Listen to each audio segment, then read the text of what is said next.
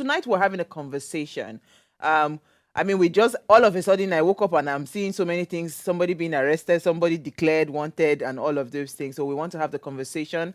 Why was PIDOM arrested, and also why is David Hundeyin declared wanted by the federal government, or the police rather? Now, here's what we found as today's quote.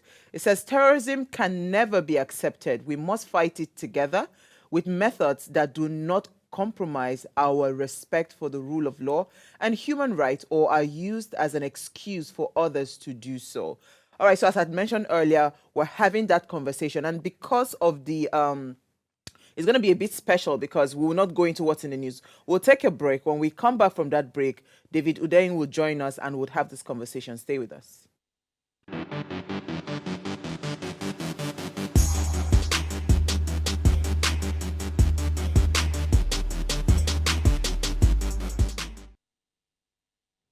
All right, thanks for staying with us. So, of course, the news has been up and around for a while.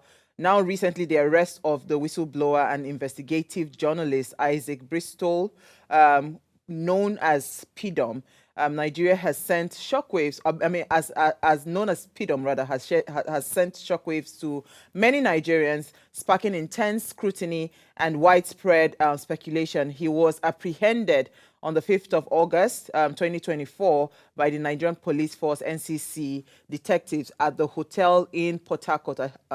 So in the wake of PIDOM's detention, the situation escalated further with his formal arraignment in court on the 3rd of September, Tuesday, that was yesterday, on 9 counts brought against him by the Inspector General of Police, bordering on alleged money laundering, cybercrime, and disseminating classified secret documents.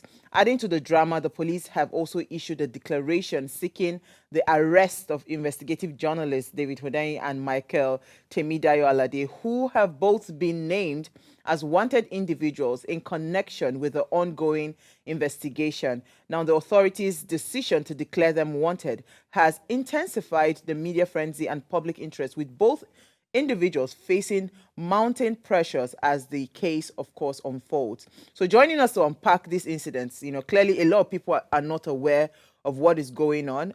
So we decided to bring the investigative journalist himself, David Hundeyin, to join us on the conversation. Thank you so much, David, for joining us this evening. Thank you for having me.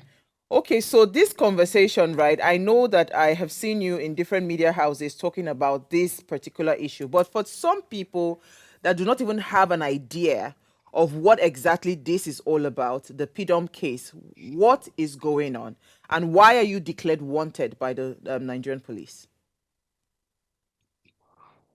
Long story short, PIDOM, the whistleblower, a very well-known anonymous whistleblower whose leaks have caused incredible amounts of embarrassment to the Nigerian government.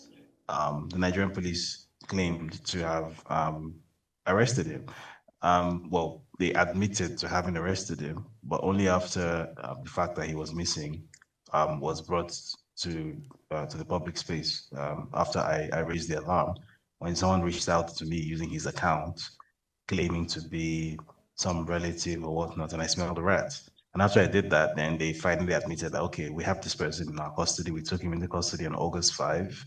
This was, I believe, on August 21 when this disclosure was made. So he had, under Nigerian law, you're supposed to be, if you're arrested, you're supposed to be charged to court within a maximum of 48 hours. So he had been in custody for going on to 3 weeks before they finally made that admission that they actually had him in custody. And upon eventually charging him to court, which they did yesterday, if I don't know if you've read the charge sheet, they had some very weak charges in there. But upon eventually charging him to court yesterday and him being remanded in Kuje prison, so he's no longer in the custody of the Force Criminal Investigation Department. He's now remanded at Kuje prison with the general population there. So upon doing that, then the police then held a press conference claiming that based on their discrete investigation that they have ascertained that this whistleblower was working in tandem with 2 other people, and one of them happened to be myself. Now, if you're familiar with my story and the work that I've done, you would know that this is nothing more than an attempt to rope me into something which actually is none of my business, something which actually doesn't really involve me at all, but a way to sort of formalize the fact that the Nigerian government has wanted my head on a plate for the best part of 4 years now, especially over the past couple of years. They actually made an attempt on my life last year. So for whatever reason, I'm guessing this is a new strategy that the covert sort of clandestine actions haven't really been working. So let's try to come out and formalize what we're trying to do. So let's come, even though I've known, obviously, for quite some time now that these people want my head on a stick. And then, they send their proxies into the public, the media space to call me I'm a liar, I'm looking for attention, nobody has my time, the president is bigger than you, all that kind of stuff they always say. Now they finally come out and sort of quit the pretense. And they've made it open that we want this guy's head, right? So they know very well that there's basically zero chance that I'm going to show up in Nigeria and be like, hey, police, I'm here for questioning, come and arrest me. They know that's not going to happen. But the purpose of doing this is potentially to create the groundwork for them to put me on an Interpol notice list and make my life just a little bit more difficult. I have to stress that it's not going to interrupt my life. It's not going to stop me from traveling. It's not going to stop me from doing anything that I normally do. It's just going to add an extra layer of irritation. But these are the sort of petty people that are dealing with that. Their big victory against this great enemy of theirs is that they're going to add 5 minutes onto his time at the immigration queue at the airport. So they're going to turn his travel experiences into from a minor inconvenience to a moderate inconvenience. So yay for them. Okay, so I would like to bring in Sanzi and Alero if they have questions, but I want to quickly ask you, because part of the charges is the fact that you guys, no, not you guys, PIDOM, and of course you and Temidayo, his accomplice, according to the police, say that they are incriminating classified information. Do you have any idea what kind of information they are referring to in terms of classified information? Or is the Nigerian government just afraid that, I mean, for the work that you guys have done over the years, you're kind of spot on the investigations that have been done over the years? Which is what? So I would imagine in PIDOM's case, what they refer to as highly classified, yada yada yada. So if you read the complaint from the office of the Secretary General of the Federation, George Akume, he actually stated what his own grouse was. There was a document showing that the committee that was convened by the president to concerning the increment of the national minimum wage, I think was mobilized with something like 1 billion naira. And the document that showed this, PIDOM obviously put it out into the public domain, which caused a significant amount of embarrassment to the SGF. If you recall, around that time, I believe this was in June, the SGF actually put out a strict warning to senior civil servants in federal civil service, invoking the Official Secrets Act, stating that there will be severe sanctions against anyone who is caught passing information across to whistleblowers. So that's obviously what Judge Akume's grouse was. I would imagine from the point of view of the presidency as well, or from the point of view of the president as well, you could also say PIDOM's leak. I think this was last year when he put out a document showing that when the president and his entourage went to the UN General Assembly in New York, that they spent money out of the excess wheat grain levy account, I believe in the sum of $500,000 without appropriation. So basically, this money was not budgeted, this money was not appropriated. This money, somebody just signed a piece of paper saying release $500,000 from this account. Bear in mind that that was an account that was set up by the Goodluck Jonathan government to contain the proceeds of the tax that was levied on imports of wheat grains. And the purpose of that tax was to discourage the import of wheat grains and to encourage the production of cassava flour, because the purpose of the policy was to make Nigeria more self-sufficient in cassava flour production so that Nigeria doesn't need to import as much flour, which helps Nigeria's food security and food sovereignty. But instead of using it for that purpose, the president apparently They just diverted put the his hand funds. inside without appropriation and used it for this infamous jamboree that went on in New York, where they had exotic dancers from South America. There was cocaine. There was also, it was just pure debauchery. And that's what the president and his son, who doesn't have a position in government, by the way, but his son was front and center of this. So I guess by showing that, uh, I, I believe this was quite early on in the Tinubu government as well. So I believe that the leak of that document showed that this is the pattern of what this Tinubu administration is going to look like. This guy is a spendomaniac, basically. He's here to spend the money like there's no tomorrow, he and his family. And I'm guessing that caused a significant amount of embarrassment. So that will be the grouse the president will have to pick with him. Now, in my case, where do I start from? It's an No, all you can eat buffet. you have a So lot. You have a lot yeah, because yes, and I feel like yeah, maybe it seems like there is some semblance of what's it called, truth, and it's almost like you're drawing into the real deal. That's why I feel like this is just a bit to scare people to stop doing what it is that you guys are doing. But let me let Sanzi yeah. and Sanzi, you want to come in, then I'll come bring Alero in. Yeah, sure. Okay. Hi, David. So I am sort of curious, first of all, what would be how you would define your relationship with PIDOM? Because like you said, they literally just dragged you in, according to you, that you were just dragged into this drama because for a while now they've been wanting your head on a platter.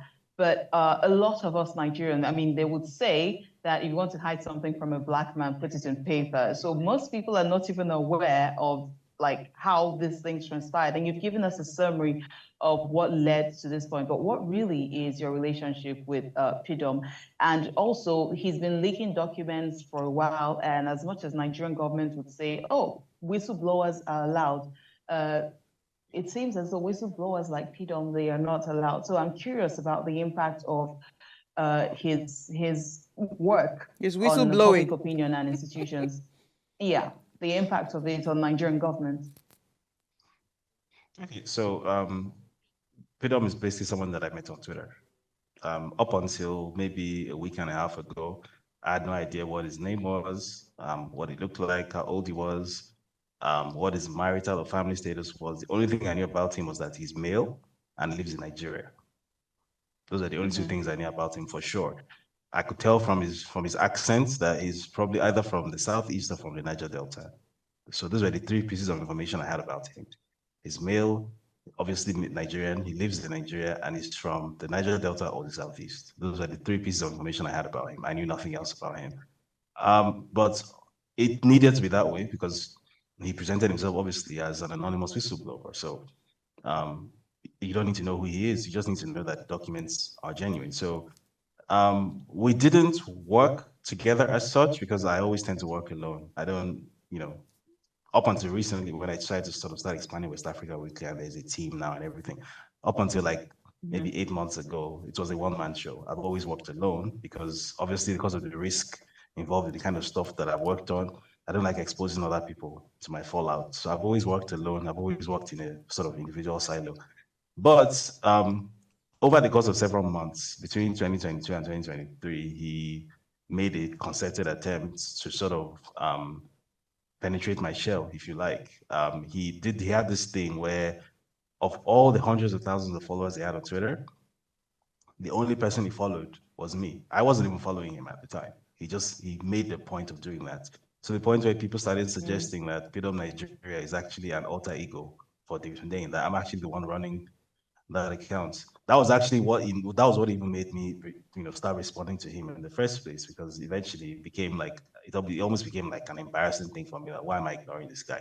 So we kind of struck up an informal sort of, I'll go as far as to say that we became friends to a certain extent, and we started sharing information as well to a certain extent, because that's what whistleblowers and journalists do, especially when it comes to security. Our work was still very much siloed away from each other because I always used to have these arguments with him once in a while that what you do, you keep on referring to it as investigative journalism. It's not. It's whistleblowing. It's not the same thing. But anyway, so we used to like disagree on those little things, but we generally kept our work siloed away from each other. So he was more of I'll go on Twitter, I'll blow out this document with my watermark or whatever, and I'm going to fight people on Twitter. I was more of I want to, in addition to just putting out documents and getting a reaction from people in government or wherever, I also want to do like a deep analysis of what this means. I actually want So to sort you of, I investigate spend it. months, exactly. I spend months working on a single story, you know. So those were like sort of stylistic differences that we had. But we did have a fairly cordial relationship, cordial to the point where we actually, at a point, even though we had initially agreed that we'd only ever communicate on Twitter, eventually we started communicating on Signal and on WhatsApp as well, which was how I got to hear what his voice sounded like, because we used to he used to call me once in a while and things like that. So when all of this happened, actually, when he got picked up on the 5th of August, funny enough, we're actually in the middle of a bit of a disagreement. Because if you recall, the End Bad Governance Nigeria protest was going on at the time. And we had a difference of opinion in how to, lend ourselves to the protest. I was of the opinion that, hey, we've just seen what the Kenyans did, right? So it's up to Nigerians to decide whether they want to be free, right? So there's no need to force the issue. If Nigerians want to protest, they will.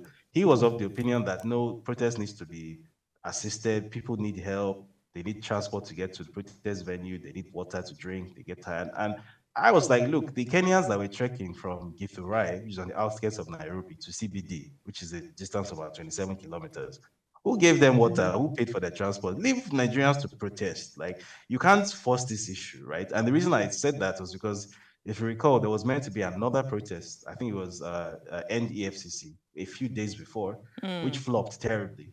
And I was really annoyed about it that people had made all this noise on the internet and nobody came out on the day. So regarding that End Bad Governance in Nigeria protest, I was of the opinion that, look, leave Nigerians, stop trying to force the issue. Stop trying to insert yourself. Stop trying to be. Don't try to be a protest leader or anything like that. And that by doing so, you might even give the authorities the narrative excuse that they are looking for to try and label some people as insurrectionists and instigators and whatnot, and they start locking people up. Leave it to be organic. But he didn't agree with me. He's a very strong-willed person. Doesn't listen to anybody. So he went his own way. I went my own way. So we actually weren't even speaking at the time because we had a sharp difference of opinion. So it didn't occur to me that I hadn't heard from this guy in like going on to 2 weeks, you know. And then I believe it was on either the 20th or the 21st.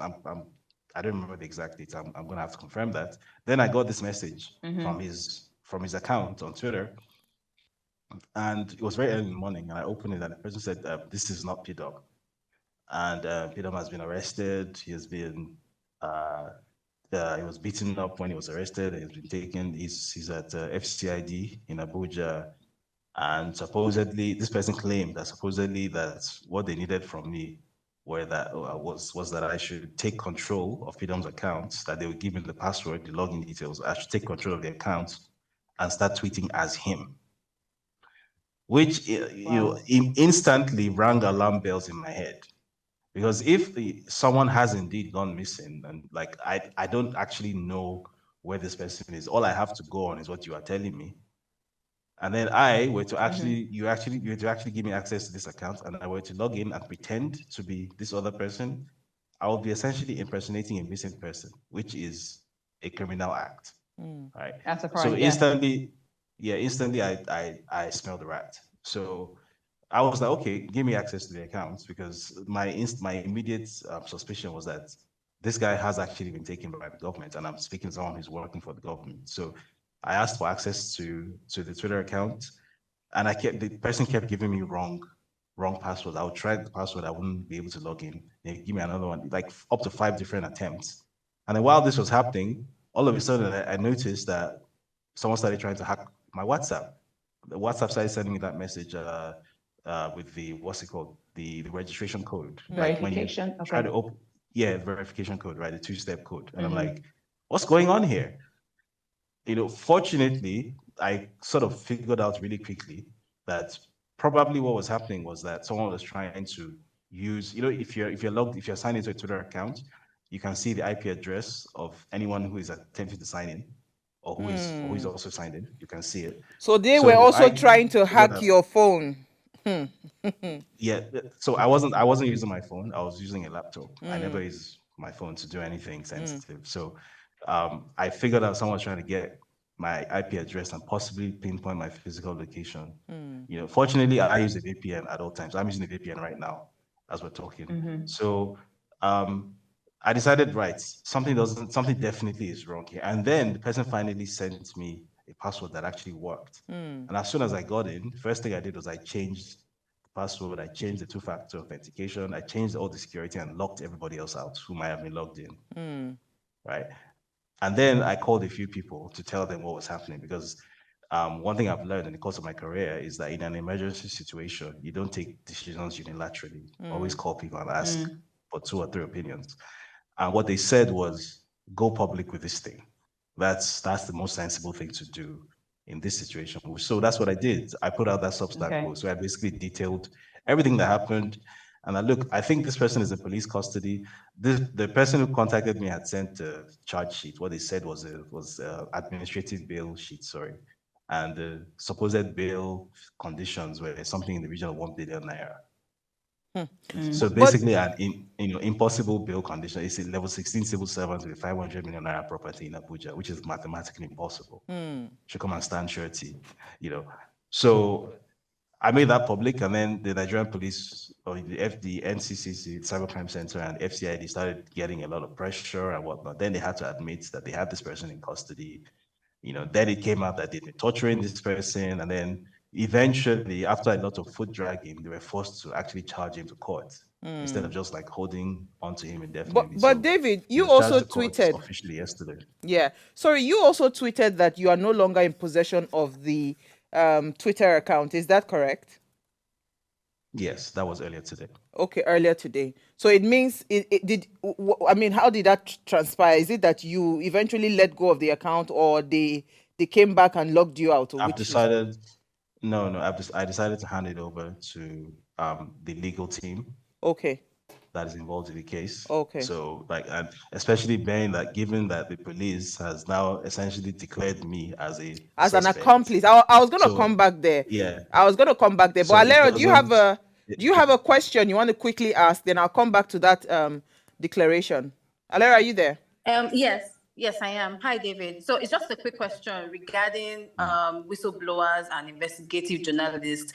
With what you're going through, I can imagine how a lot of people who are whistleblowers and investigative journalists are actually scared out of their minds. You've been on their radar for a while, and you keep going. So for me, it's what's your thoughts around this profession, and like what do you have to say to people that are actually doing it?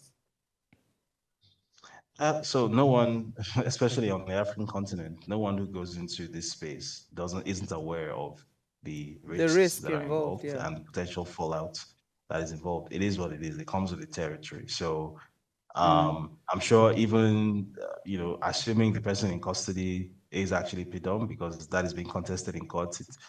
Colloquially, it appears that everybody knows this or that, but obviously it's one thing to know something colloquially. It's entirely another thing to prove it in court.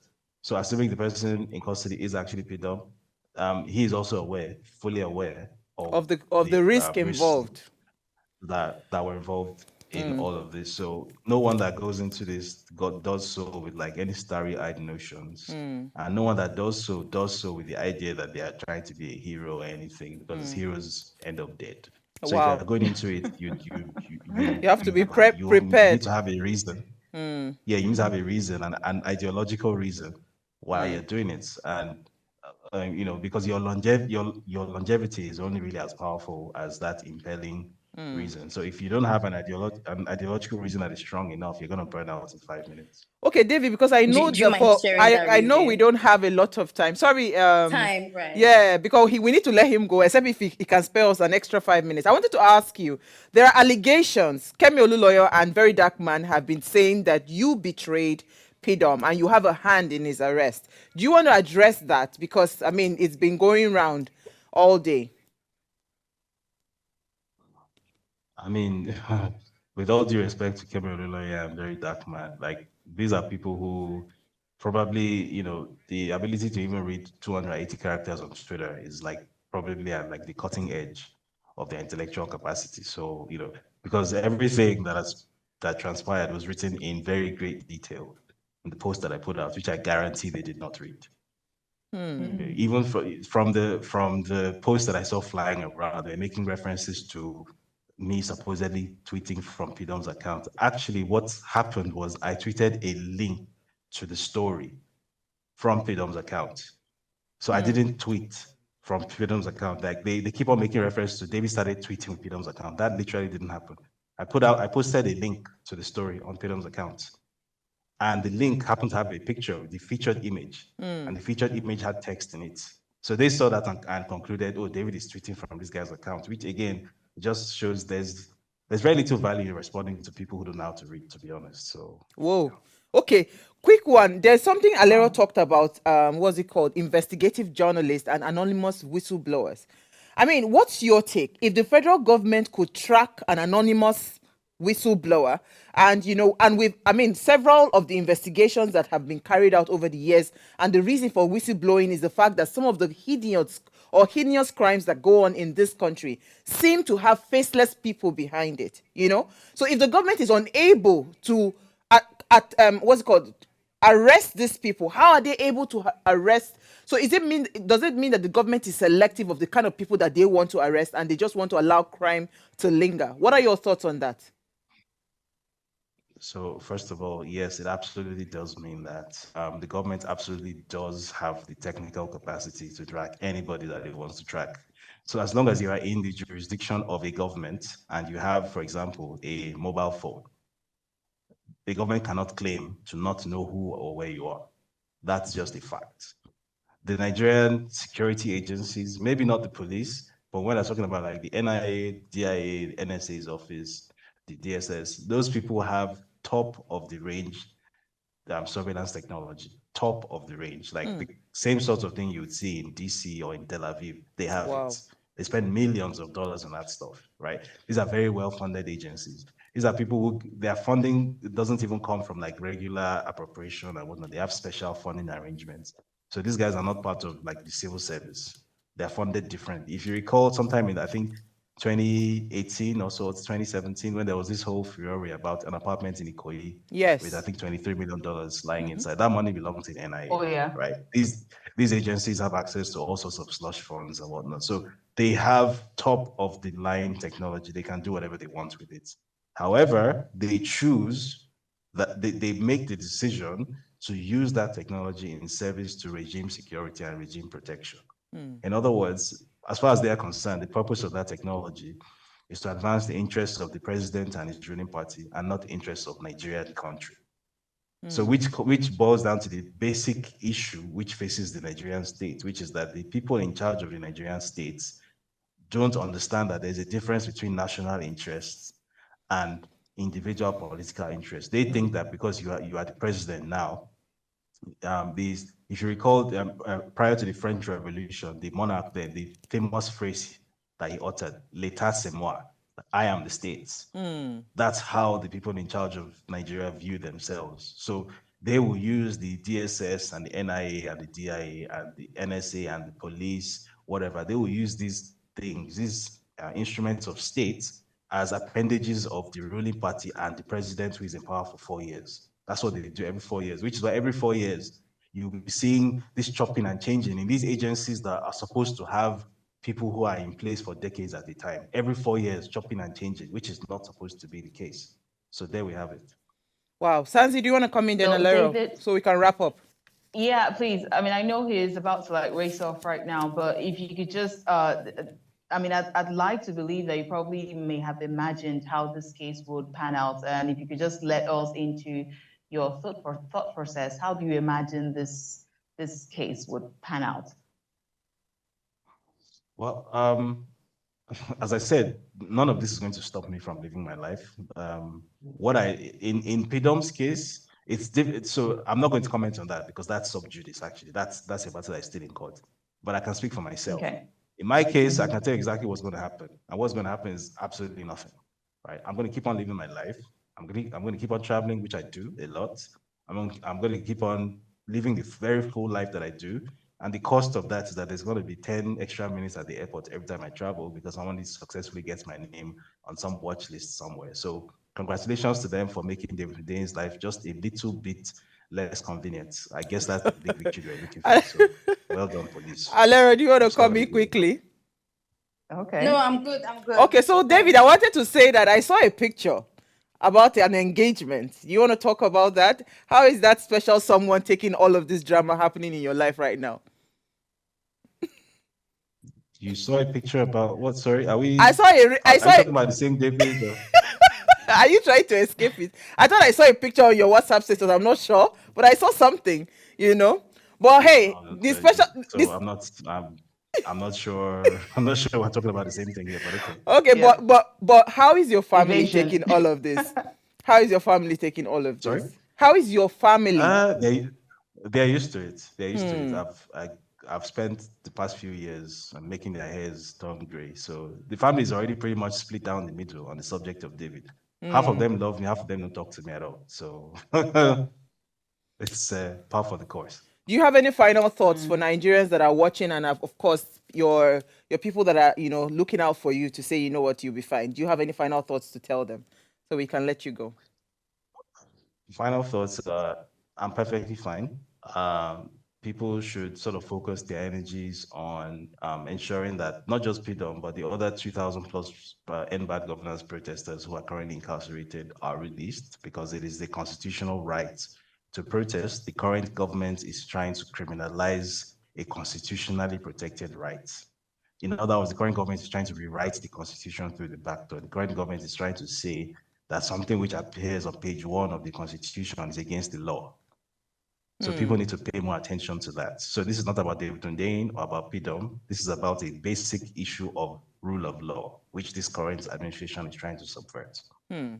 Thank you so much for your time this I think evening. I'd like to also add, Owa, that David, I don't know if you get this a lot, but I think it's important that I mean, we should tell you all the time that you are a huge asset to the Nigerian media industry. So thank you for all you do. Absolutely. Thank you for having me. Thank you so much, David. And please stay safe.